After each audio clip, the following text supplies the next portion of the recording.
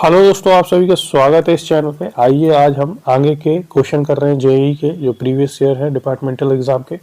देखिए पहला क्वेश्चन जो है हमारे पास सामने 76 नंबर है। 76 नंबर बोल रहा है हाल ही में समाचारों में उल्लेखित स्टेबल कॉइन क्या है।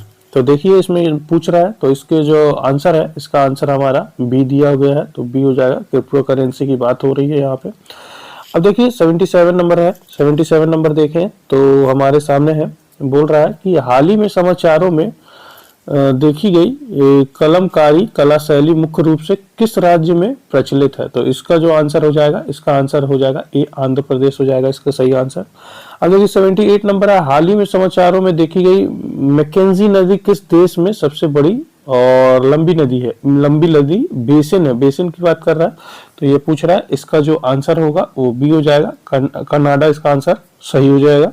हाल ही में किस संगठन ने कृषि में नवाचार को बढ़ावा देने के लिए 750 करोड़ रुपए एग्रीश्योर फंड की घोषणा की है। तो इसका जो आंसर आपका दे रहा है वो ए हो जाएगा, नाबार्ड ने दी है 750 करोड़ के। अगला प्रश्न देखिए 80 नंबर है। 80 नंबर, हर वर्ष में कौन सा दिन विश्व युवा कौशल दिवस के रूप में मनाया जाता है, ये पूछ रहा है। तो विश्व कौशल युवा जो है कौशल विश्व युवा कौशल दिवस के रूप में 15 जुलाई को बनाया जाता है, ये बताया गया है।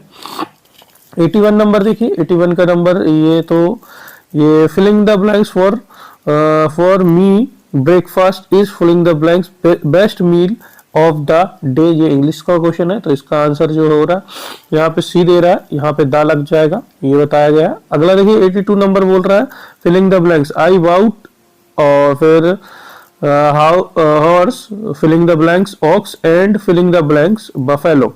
तो इसका जो आंसर है वो भी सी हो जाएगा। देखिए आई वाउट ए, और हो जाएगा horse and ox and a buffalo, ये इसका सही उत्तर हो जाएगा। 83 नंबर देखिए, जनसंख्या के हिसाब से मध्य प्रदेश का सबसे बड़ा शहर कौन सा है। जनसंख्या के हिसाब से मध्य प्रदेश का सबसे बड़ा शहर इंदौर हो जाएगा इसका आंसर। अब देखिए 84 नंबर देखिए, one word substitution for story of the old time goods and heroes is. तो इसका आंसर जो है सी हो जाएगा, लेजेंड हो जाएगा। 85 नंबर देखिए, defect error in the part of sentence Ram was slash दिया हुआ senior to slash same in college. तो इसका जो आंसर है वो डी हो जाएगा, नो एरर, ये सही इसका उत्तर हो जाएगा। 86 नंबर देखिए, प्रसिद्ध खजुराहो का मंदिर समूह कहाँ स्थित है। तो इसका आंसर बी हो जाएगा, छतरपुर जिले में है खजुराहो मंदिर, तो ये आप बता सकते हैं। 87 नंबर देखिए, मध्य प्रदेश का कौन सा शहर झीलों का शहर कहलाता है। तो इसका जो है भोपाल हो जाएगा, सही उत्तर झीलों का शहर भोपाल कहलाता है।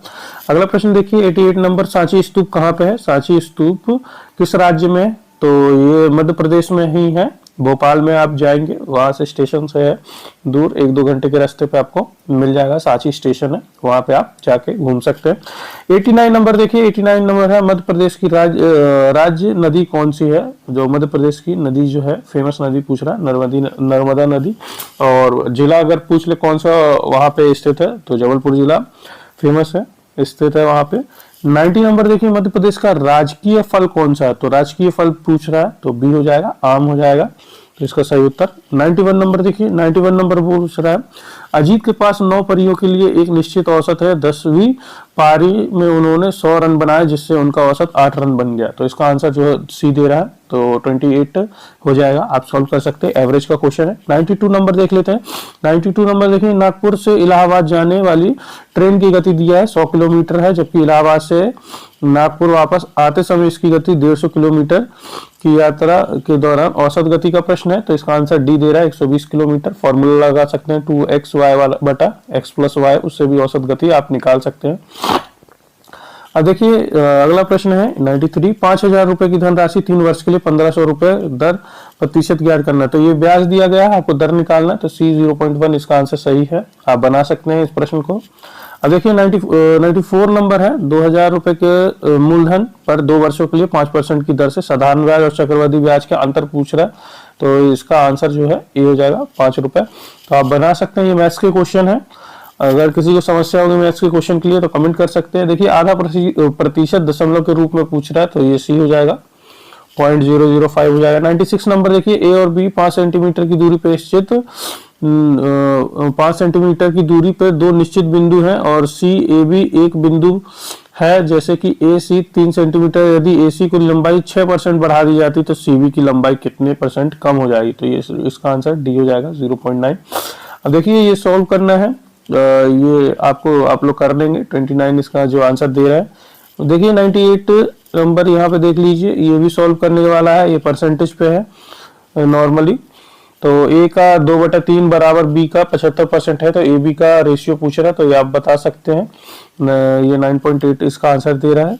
100 नंबर देख लीजिए, 100 नंबर भी, एक दुकानदार मुद्रित मूल्य पे 10% की छूट, एक किताब बेचने पे 12% का लाभ कमाता, पुस्तक की लागत मूल्य और मुद्रित मूल्य का अनुपात पूछ रहा है, तो इसका आंसर ये हो जाएगा 45-56। देखिए अब हिंदी से क्वेश्चन है 101 से, तो 101 से हम देख लेते हैं, संविधान सभा में हिंदी को राजभाषा के रूप में कब स्वीकार किया गया था? ये पहला प्रश्न है, तो इसका आंसर हो जाएगा 14 सितंबर 1949 को हिंदी दिवस भी बनाया जाता है।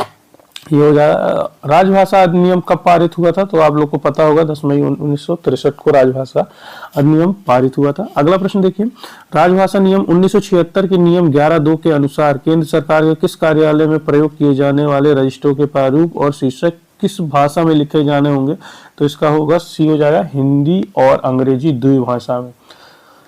इस प्रकार से दिया है। अगला प्रश्न देखिए, अगला प्रश्न है, किस नियम में हिंदी में प्रवीणता की परिभाषा दी गई है? तो इसका आंसर जो है आपका डी हो जाएगा, नियम 9 में दी गई है। और अगला प्रश्न देखिए, क्षेत्रीय राजभाषा कार्यान्वयन समिति के अध्यक्ष कौन होते हैं?